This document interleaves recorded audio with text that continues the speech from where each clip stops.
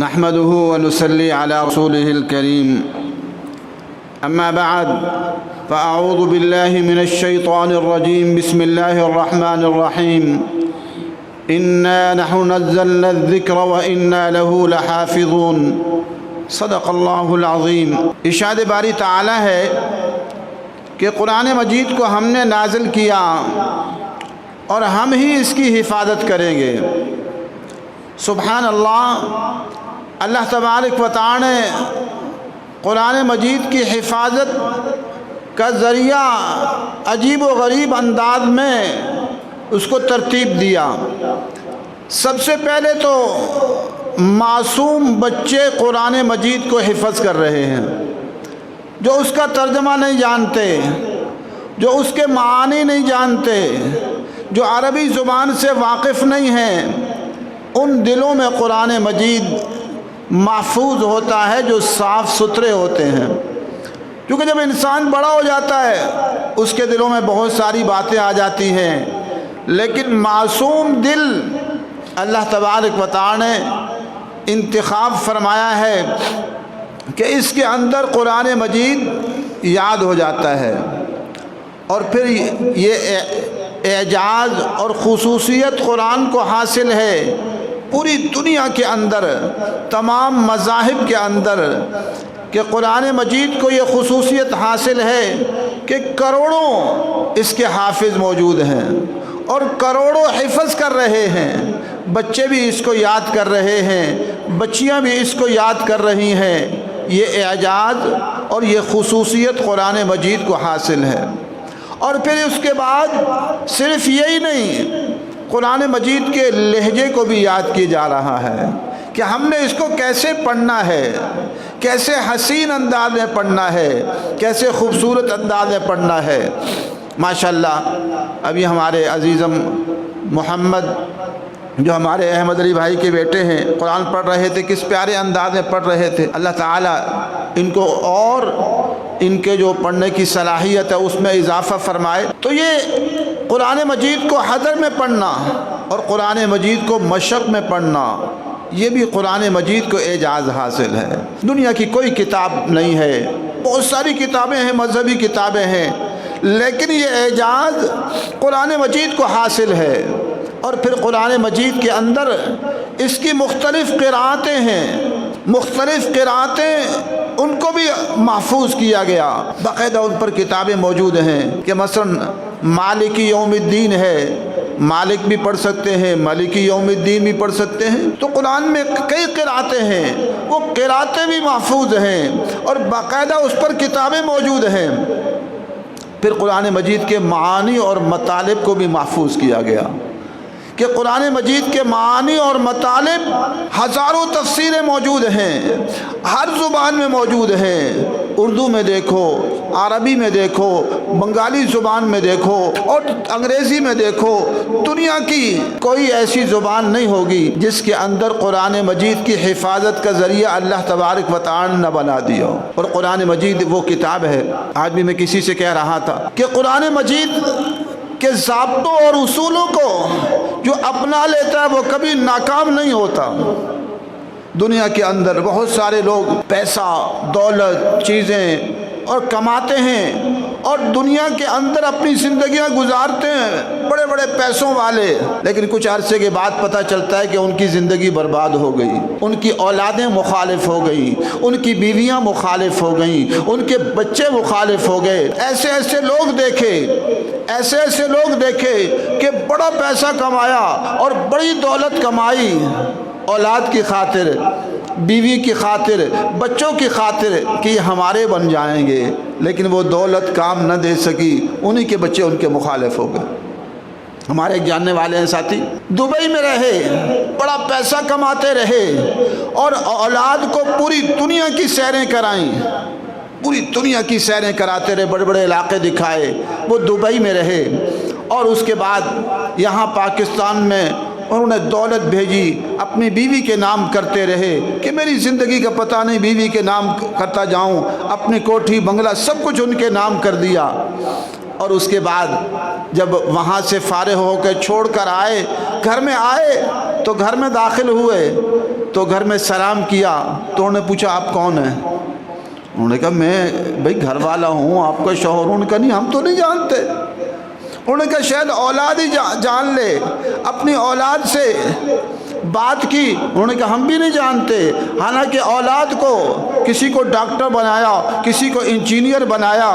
ابھی بھی کچھ دن پہلے مجھ سے ملنے آئے تھے، تقریباً 2 ہفتے ہوئے ملنے آئے، تو مجھ سے میں نے پوچھا کہ کبھی رابطہ ہوتا ہے؟ کہنے لگے نہیں رابطہ نہیں ہوتا، میں اپنے بچوں کو میسج کر لیتا ہوں، پتہ چل جاتا ہے کہ انہوں نے میسج پڑھ لیا ہے، مجھے جواب نہیں دیتے، اور میں مشکل میں ہوں، رہائش کی مشکل ہے، اور مجھے کوئی زکوٰۃ کی رقم مل جائے تو میرا تعاون کر لیں۔ تو میں نے حسب توفیق تعاون کیا۔ اب وجہ کیا بنی؟ کروڑوں روپے اربوں روپے کمائے، دبئی میں رہے، اپنی اولاد کو دنیا کی تعلیم دی، اور میں جو ہے ان کو ڈاکٹر اور انجینئر اور بڑے بڑے جو ہے وہ تعلیمیں ان کو دیں، لیکن قرآن کا رستہ اختیار نہیں کیا۔ جب قرآن کا رستہ اختیار نہیں کیا تو کیا بنا؟ اپنے بچے مخالف ہو گئے، اپنی بیوی مخالف ہو گئی۔ آج حکمرانوں کا بھی یہی حال ہے، پارٹیوں والے بڑی بڑی پارٹیاں بناتے ہیں، انہی کی پارٹیوں میں ان کے لوگ مخالف بن جاتے ہیں، پتہ چلتا ہے انہی کے لوگ مخالف ہو گئے۔ ابھی عمران خان صاحب بھی کہہ رہے ہیں کہ میری پارٹی کے لوگ میرے مخالف ہو گئے، اس لیے کہ انہوں نے قرآن و سنت کا رستہ اختیار نہیں کیا۔ ارے جو قرآن و سنت کا رستہ اختیار کرتے ہیں، جانے تو دے دیتے ہیں لوگ، ان کا رستہ نہیں چھوڑتے۔ ہمارے ساتھ الحمدللہ ایک بڑی تعداد ہے پاکستان میں اور افغانستان میں اور پوری دنیا میں، جنہوں نے ہم سے عہد کیا اللہ کے راہوں میں چلنے کا، جہاد کرنے کا، اسلامی نظام کے لیے۔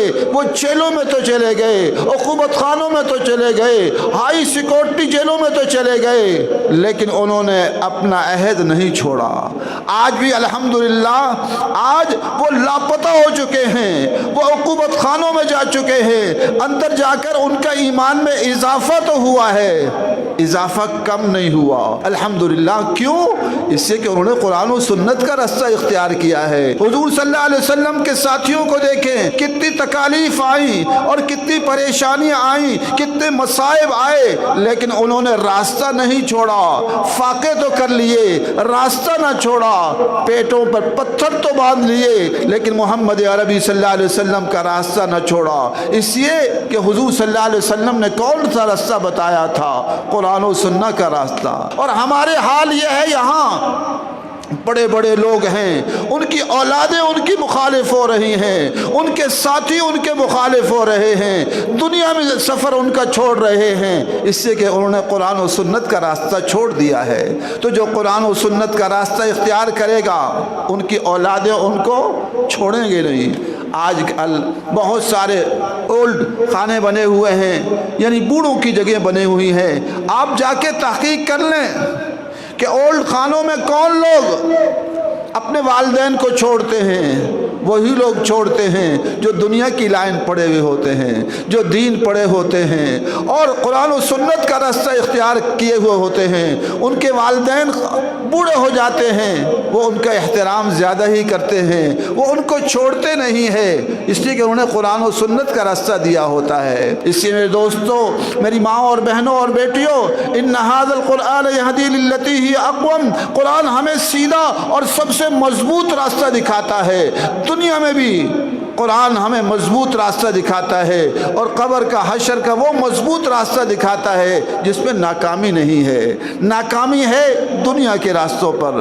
جو لوگ سمجھتے ہیں کہ دولت کے اندر، پیسوں کے اندر، کوٹھیوں کے اندر اور بنگلوں کے اندر اس میں کامیابی ہے، ان کی اولادیں دنیا میں چھوڑتی نظر آتی ہیں۔ اب یہ جو اداکار اور اداکارائیں ہوتی ہیں، آج کل سوشل میڈیا کا دور ہے، اس کے بارے میں آتا ہے کہ جی شادی ہو رہی ہے اور چند سالوں بعد جدائیاں ہو رہی ہیں، ناکامیاں ہو رہی ہیں۔ جو جتنے زیادہ دنیا کی طرف لگے ہوئے لوگ ہیں، ان کی اتنی ہی دنیا برباد ہو رہی ہے۔ تو اس لیے قرآن مجید سے تعلق قائم کیجئے۔ جو قرآن سے تعلق قائم کرتا ہے، قرآن کے ضابطے، قرآن کے قواعد اور قرآن کے اصول لا ریب ہیں، لا شک ہیں، پرفیکٹ ہیں، معجزانہ ہیں۔ جو قرآن کے اصولوں کو اختیار کرتا ہے وہ دنیا میں بھی راحت پاتا ہے، سکون پاتا ہے، اور مرنے کے بعد بھی سکون پاتا ہے۔ یہ جو لوگ خودکشیاں کر رہے ہیں، ان کے بارے میں آپ تحقیق کریں کون لوگ ہیں؟ کیا قرآن سے تعلق رکھنے والے خودکشی کرتے نظر آتے ہیں؟ نہیں۔ قرآن سے جو تعلق جوڑ لیتا ہے وہ خودکشی نہیں کرتا۔ خودکشی وہی کر رہا ہے جو قرآن سے تعلق توڑا ہوا ہے۔ قرآن مجید تو فرمایا کہ یہ شفا ہے۔ آج جادو کا دور ہے۔ جادو کی توڑ کیا ہے؟ جادو کا توڑ، سب سے بڑا توڑ یہ ہے کہ ہم قرآن سے تعلق قائم کریں۔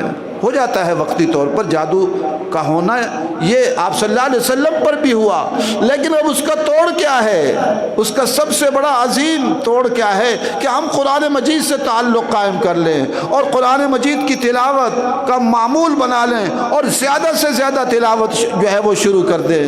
ہماری پریشانیوں، ہمارے دکھوں اور ہمارے مصائب کا علاج کیا ہے؟ اللہ تعالیٰ کا قرآن ہے۔ آج جو آتے ہیں یہاں ہمارے شعبہ تعویذات میں، اگر میرے پاس کبھی آ جاتے ہیں تو میں ان سے کہتا ہوں سب سے بڑا عمل کیا ہے؟ سب سے بڑا عمل تو قرآن مجید ہے۔ سب سے بڑا عمل قرآن مجید ہے۔ آپ قرآن مجید کی تلاوت شروع کر دیں اور قرآن مجید کو پڑھنا پڑھانا شروع کر دیں۔ قرآن مجید کے پڑھنے پڑھانے کی برکت سے انشاءاللہ یہ جادو جو آیا ہے آہستہ آہستہ ختم ہو جائے گا۔ تو اللہ تبارک و تعالیٰ کے قرآن سے میرے دوستوں، میری ماؤں اور بہنوں اور بیٹیوں، تعلق جوڑ لو، دنیا میں راحتوں والی ہوگی۔ اب میں عرض کر رہا تھا دنیا کے اندر جتنی خودکشیاں ہو رہی ہیں، کوئی اللہ والا، کوئی قرآن پر عمل کرنے والا، کوئی قرآن کو پڑھنے پڑھانے والا، کوئی قرآن سے تعلق جوڑنے والا خودکشی کرتا نظر نہیں آتا۔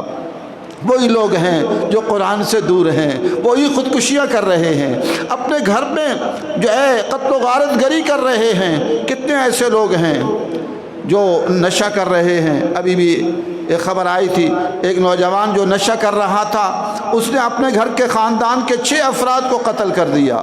کیوں قتل کیا؟ قرآن کا رستہ چھوڑ دیا۔ یہ نشہ قرآن کا رستہ نہیں ہے۔ جو قرآن کے رستے پر چلنے والا ہوگا انشاءاللہ دنیا میں بھی اس کے لیے راحتیں ہی راحتیں ہیں، آخرت میں بھی راحتیں ہی راحتیں ہیں، اور یہ عظیم رستہ ہے، اور یہ قرآن کے قواعد اور اصول لا ریب ہیں، لا شک ہیں۔ ہر شعبے میں، ہر شعبے کے اندر آج ہمارا معاشرہ تباہی کے دہانے پر کیوں کھڑا ہے؟